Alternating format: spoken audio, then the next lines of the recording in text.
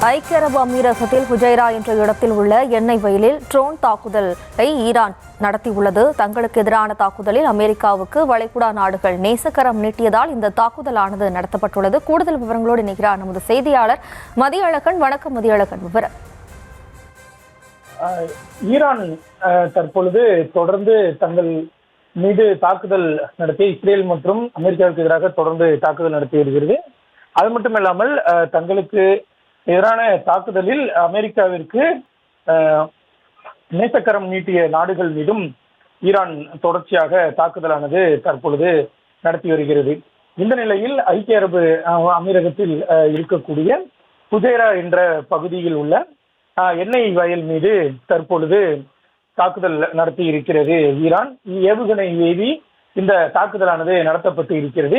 ஏற்கனவே சவுதி அரசுக்கு சொந்தமான அராம்கோ ஆயில் நிறுவனத்தை குறிவைத்து தாக்குதல் நடத்திய நிலையில் தற்பொழுது ஐக்கிய அரபு அமீரகத்துக்கு சொந்தமான ஹுஜைரா என்ற எண்ணெய் வயல் மீது தற்பொழுது தாக்குதலானது நடத்தப்பட்டு இருக்கிறது. இந்த தாக்குதலில் யாருக்கும் காயமில்லை என்று கூறப்படுகிறது. இதனால் அதாவது தங்களுக்கு எதிரான தாக்குதலில் அமெரிக்காவிற்கு ஆதரவு கரம் நீட்டியதற்காக இந்த பதிலடி தாக்குதலானது அளிக்கப்படுவதாக ஈரான் சார்பில் ஏற்கனவே தெரிவிக்கப்பட்டிருந்தது. அதாவது இந்த தாக்குதல் மிகப்பெரிய அளவில் ஈரான் நினைத்த அளவிற்கு வெற்றி பெறவில்லை என்றும் ஐக்கிய அரபு அமீரகத்திற்கு சொந்தமான வான் தடுப்பு ஈரானினுடைய ஏவுகணைகளை இடைமறித்து அளித்ததாகவும் தகவல்கள் வெளியாகி இருக்கின்றன. இருப்பினும் ஏவுகணையினுடைய சில பாகங்கள் விழுந்ததில் தான் அந்த எண்ணெய் வயலில் தற்பொழுது தீப்பிடித்து எரிவதாகவும் தெரிவிக்கப்பட்டு இருக்கிறது.